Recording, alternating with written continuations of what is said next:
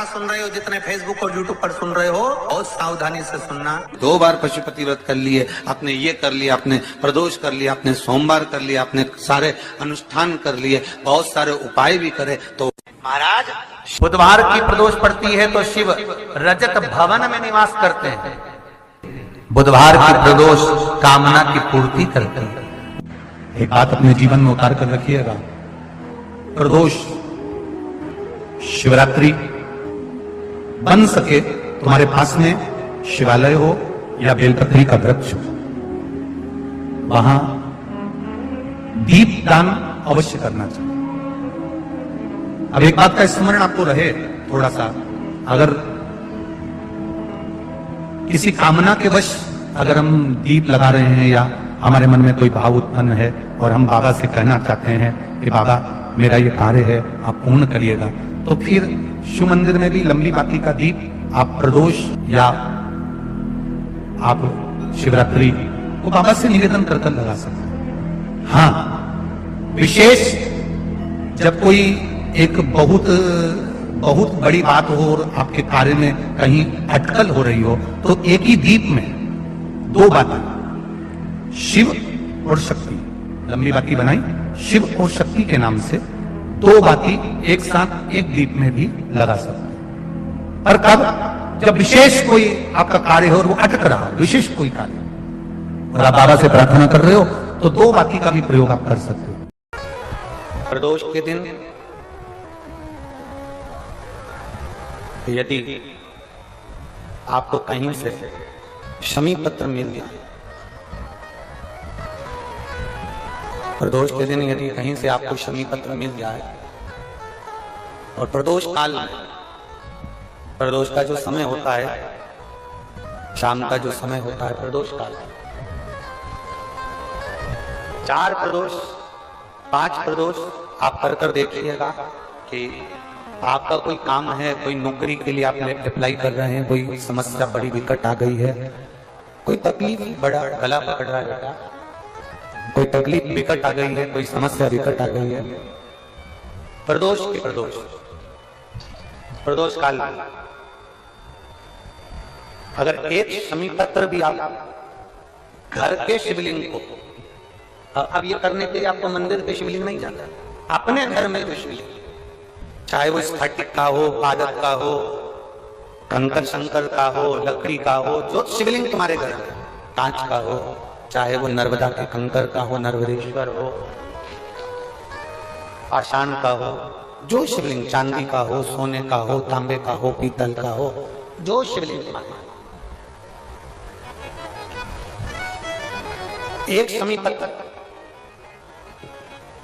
यदि आप भगवान शंकर के शिवलिंग पर समर्पित कर रहे हो और उस शमी पत्र को उठाकर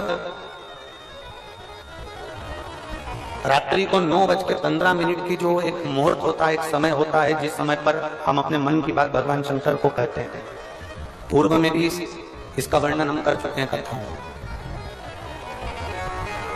उस 9:15 पर वो शमी पत्र को उठाकर एक कागज में, एक कटोरी में उसको रख देते, 4 या 5 प्रदोष के उस शमी पत्र को अपने पास में रखिए और जिस कार्य के लिए जा रहे हो उसको जेब में ऊपर के भाग में उसको रखकर लेकर जाइए, आपका वो कार्य सफल होकर ही रहेगा, वो रुक नहीं सकता। वो शमी पत्र में इतना बल होता है, प्रदोष का जो शमी पत्र होता है वो बड़ा बलवान होता है, बड़ा। प्रदोष के दिन हमने पहले भी कहा कि एक दीप लगाना या जल चढ़ाना या शंकर को धतूरा चढ़ाना या चावल का दाना चढ़ाना या बेलपत्र चढ़ाना वो खाली नहीं जाता है। तुम्हारा प्रदोष के दिन, प्रदोष काल में लगाया गया दीपक एक ना एक दिन तुम्हारे घर में भी प्रकाश जरूर करता है। थोड़ा ध्यान दीजिएगा। मान लो मेरे बेटा बेटी कहीं अप्लाई कर रहे हैं नौकरी के लिए या अन्य चीज के लिए, तो वो अगर बेलपत्री के मध्य पत्ती और ये 2 पत्ती है, इस पत्ती के बीच की जो जगह होती है वहां यदि पीला चंदन और एक चावल का दाना लेकर हरीश्वर महादेव का नाम लेकर शंकर के शिवलिंग पर प्रदोष के दिन अगर चढ़ा देते हैं, तो वो बेटा बेटी जिस एग्जाम को दे रहा होता है अच्छी मेहनत के साथ, लगन के साथ, तो निश्चित है वो उसमें सफलता पाता जरूर। हरीश्वर महादेव, एक बार बोलो कौन से महादेव? हरीश्वर महादेव। ध्यान करिए, सब जगह भटक लिए, सारी दुनिया में जाकर बोलिया है जगह जगह जाकर प्रार्थना कर ली, निवेदन कर लिया, तो भी तुम्हारा अगर कोई काम ना बने, तब एक काम जरूर करना, एक बेलपत्र, एक शमी पत्र, एक कनेर का फूल देवाधिदेव महादेव को प्रत्येक प्रदोष के दिन शिव जी को जल चढ़ाकर समर्पित करना प्रारंभ कर दो। 2 या 3 प्रदोष निकलेगी, मेरा देवाधिदेव महादेव तुम्हारी झोली खुशियों से भर दे निश्चित।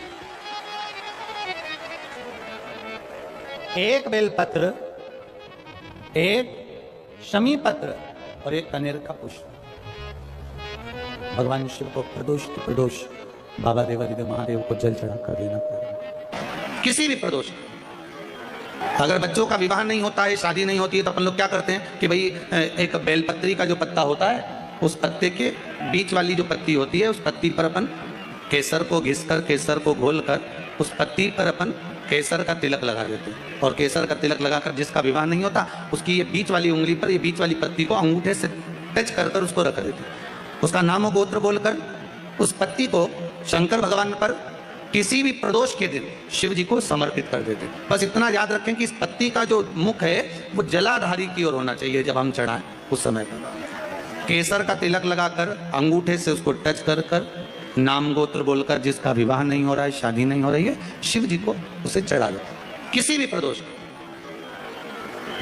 मंदिर में आप उसको समर्पित कर सकते, किसी भी प्रदोष को किसी भी शिव मंदिर में आप समर्पित कर दीजिए। बाबा से निवेदन करिएगा, बाबा स्वीकार करेगा और विश्वास है कि 3 महीने में बाबा उसका विवाह पक्का कर ही देगा। ये पक्का है। शिव स्मरण करना शंकर का यह अविरल त्योहार प्रदोष का व्रत क्यों आता है? क्यों भगवान शंकर की आराधना प्रदोष के दिन करी जाती है? क्यों कभी सोमवार होम प्रदोष आ जाती है, कभी गुरुवार का प्रदोष आ जाता है, कभी शुक्रवार का प्रदोष आ जाता है, कभी कोई प्रदोष आ जाता है। ये प्रदोष का व्रत क्यों आता है? उसका एक कारण है, भगवान शंकर प्रदोष का व्रत धारण कर कर फिर अगला जो दिन होता है, उस दिन मेरे शंकर भगवान अपने सारे गणों के साथ नंदी, भृंगी, श्रृंगी, नर, गंधर्व, अप्सरा, किन्नर, देवता, पशु, पक्षी जितने भी होते हैं, मेरे शिव सबके साथ बैठकर अपना महाप्रसाद ग्रहण कर। साथ बैठने पर हमारा क्लेश समाप्त हो गया। काम चालू करो भगवान शंकर की रात। 3 चीजें अपना लो। पहले नंबर पर शिव जी के मंदिर में 1 लोटा जल चढ़ाना। दूसरे नंबर पर अगर प्रदोष के दिन मंदिर में दिया लगा सकते हो तो ठीक है, नहीं तो एक कनेर का फूल पीला वाला, देखा है आप लोगों ने? जम के बोलो जरा, पीले कलर का कनेर का फूल एक प्रदोष के दिन, प्रदोष काल के समय पर अगर दीप लगा सको तो ठीक है, नहीं तो एक कनेर का फूल पीले कलर का शिव जी के अशोक सुंदरी का स्पर्श। अशोक सुंदरी वाली जगह मालूम है ना आप लोगों को? जलाधारी, ये चरण, राइट में गणेश जी, लेफ्ट में कार्तिकेय जी, मध्य भाग में जो एक मोटी सी लाइन होती है वो अशोक सुंदरी का स्थान होता है। जहां पर शिवलिंग रखा हुआ है ये पार्वती जी का हस्त कमल। शिवलिंग के ऊपर जो कलश में से एक एक बूंद पानी गिरता है वो शंकर जी की 5 लड़कियां, जया, विषहरा, शामली बारी, गौतली, देव। शिव जी के 6ठे नंबर की लड़की अशोक सुंदरी मध्य भाग में। जब एक कनेर का फूल प्रदोष के दिन, प्रदोष काल में अशोक सुंदरी वाली जगह पर स्पर्श कराकर शिव जी को समर्पित करना। 3 क्रम है, अगर बन सके तो करो। पहला 1 लोटा जल चढ़ाना।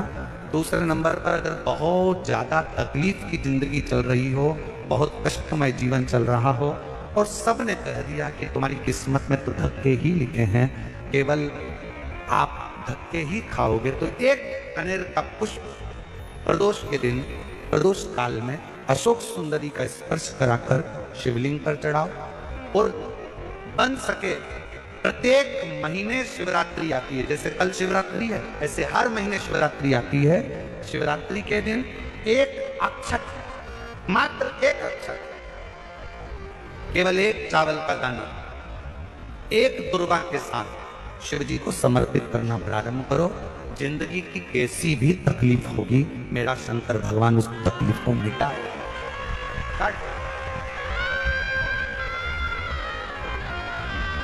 शिव की आराधना और दिल से बाबा को पुकारते रहो, श्री शिवा नमस्तु। श्री दिल से उसको विश्वास के साथ पुकारो। पार्वती जी के भाग्य में लिखा था कि इनको जो पति मिलेगा वो नग्न वेशधारी मिलेगा, जटाजूट वाला मिलेगा, भस्म रमाने वाला मिलेगा। पर उन्होंने, पार्वती जी ने शिव जी की आराधना करना प्रारंभ करी, और जब भगवान शंकर की आराधना करना प्रारंभ करी तो भगवान शंकर ही उनको पति के रूप में मिल गए। और जब स्वयं देव महादेव हमारे भाग्य में अगर आ जाते हैं तो बाकी के भाग्य की सारी रेखाएं अपने आप सीधी हो जाती।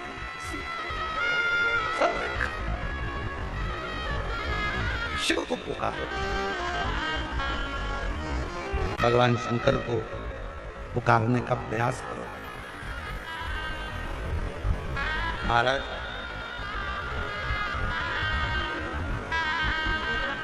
शिव महापुराण की कथा एक बड़ी सुंदर बात कहती है, बहुत सुंदर। जिसके दिन खराब चल रहे हो ना, तुम्हें मालूम है कि तुम्हारा रिश्तेदार के दिन खराब चल रहे हैं, उसकी तकलीफ की जिंदगी चल रही है, उसको कष्ट है। हम जानते हैं कि दिल्ली वालों को इतना समय नहीं है, मुंबई वालों को इतना समय नहीं है, बड़े बड़े शहर वासियों को इतना समय नहीं है। पर शिव महापुराण की आज की बात को लेकर जाना, जिसके दिन खराब चल रहे हो, तुम्हारे रिश्तेदार, तुम्हारा कुटुंबी, मोहल्ले में किसी के दिन अगर बेकार चल रहे हो, बहुत कष्ट के दिन चल रहे हो, तो उससे कम से कम एक दिन में 2 बार जरूर मिला करो। क्यों? उसके दिन भले खराब चल रहे हैं और एक ना एक दिन मेरा बाबा उसका हाथ पकड़कर उसको उन्नति की सीढ़ी पर जरूर चला। अगर किसी के दिन खराब चल रहे हैं तो उससे 2 बार मिलो। अगर किसी का स्वास्थ्य खराब चल रहा है तो उससे 3 बार मिलो। चिंता मत करना, छोटी सी बीमारी है, ठीक हो जाओगे। चिंता मत करना, ऐसी बीमारियां तो आती रहती है, टेंशन मत लो। किडनी खराब हुई है, लीवर बेकार हुआ है, शुगर हो गई है, थायराइड हो गया, कैंसर हो गया, क्यों चिंता करते हो? 3 बार मिलो। किसी के दिन खराब चल रहे हैं तो 2 बार मिलो, किसी का स्वास्थ्य खराब है तो 3 बार मिलो। और घर में अगर बुजुर्ग माँ बाप हैं और उनके प्राण छूटने का समय है तो शिव पुराण की कथा कहती है उनकी सेवा में 24 घंटे लग जाए। शिवलिंग का निर्माण करते हैं, जिसके घर में वंश नहीं बढ़ता, 20 साल, 25 साल, 15 साल, 12 साल हो गए हों और जिसके घर में बच्चा ना हुआ हो, हम उनसे भी निवेदन करेंगे कि प्रत्येक प्रदोष, प्रत्येक शिवरात्रि, हर महीने प्रदोष आती है, हर महीने शिवरात्रि आती है, प्रत्येक शिवरात्रि, प्रत्येक प्रदोष को आप मिट्टी के अंदर मक्खन या गाय का दूध या गाय का घी, देसी गाय का मिलाकर शिवलिंग बनाकर उसकी पूजन करना प्रारंभ करें। 1 साल पूरा नहीं होगा, भले 20 साल हो गए होंगे, पर आपका गर्भ जरूर फेरेगा, ये निश्चित। भले 20 साल हो गए, 22 साल हो गए, 25 साल हो गए, डॉक्टर ने मना कर दिया नहीं होगा, फिर भी आप बाबा पर भरोसा, बोल बम का नारा है, आप विश्वास के साथ शिव की आराधना करें। गाय, देसी गौ माता का दूध, मक्खन, घी, ये हमारे मिट्टी के अंदर मिलाकर जब हम शिवलिंग का निर्माण करते हैं तो हमारा वंश बढ़ता है। दूसरा, भस्म। दूसरी चीज क्या है? जम के बोलो जरा पीछे वाले भी, और जितने आसपास के जितने 5 पंडालों में जो बैठे हैं, जो अलग से पंडाल लगाए गए हैं उनमें भी जो भरे बैठे हैं, इधर के पंडालों में पीछे वाले, और जितने लोग रोड पर बैठे हैं, जितनी दुकानों के अंदर बैठे, जरा सावधानी से सुनना। ये पार्थेश्वर शिवलिंग का था, आपको बाद में नहीं मिल पाएगी, बड़े ध्यान से सुनना। ये अपनी जिंदगी बनाने के लिए माँ पीताम्बरा ने अपने धाम में करवाई है, अपने जीवन को कृतार्थ कार्य का दिल से सुन लो। पहले नंबर पर है मिट्टी में मिलाया गया मक्खन, घी या दूध। दूसरे नंबर पर है, जम के बोलो जल्दी से, भस्म। ये दूसरे नंबर पर भस्म का प्रयोग, शिवलिंग का जब निर्माण करे, पार्थिव शिवलिंग जब बनाए, मिट्टी में थोड़ी सी भस्म जरूर मिला। भस्म किस चीज के लिए होती है? भस्म किसके लिए धारण कराई जाती है?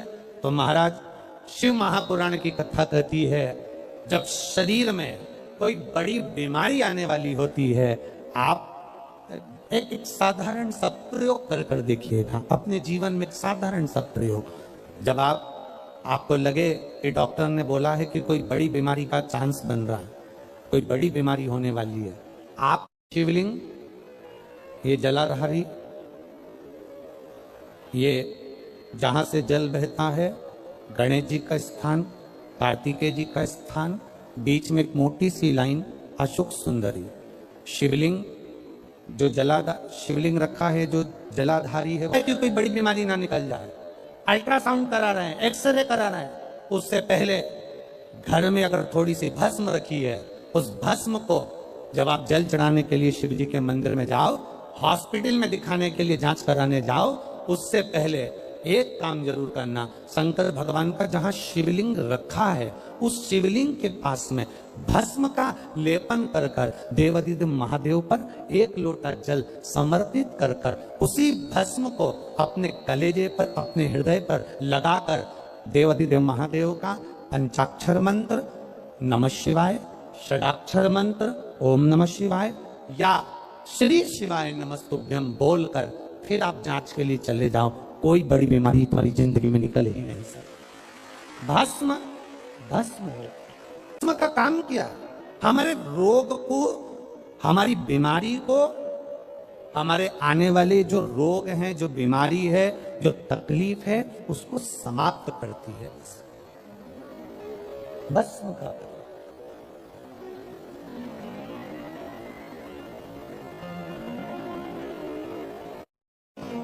शिवलिंग का निर्माण कर रहे हो, पार्थिव शिवलिंग का, उसमें थोड़ी सी भस्म हमारी बीमारी को हर लेती है, थोड़ी सी भस्म हमारी तकलीफ को हर लेती है। भस्म का शिव के शरीर से, भगवान देवादिदेव महादेव के तन से लगी हुई भस्म साधारण नहीं है। भस्म को चढ़ाने वाला भी साधारण नहीं होता और भस्म को लेने वाला भी साधारण नहीं होता। पार्थिव शिवलिंग का निर्माण करते समय दो चीजें ध्यान से अवश्य मिलाएं। पहला माखन, घी, दूध, दूसरा भस्म,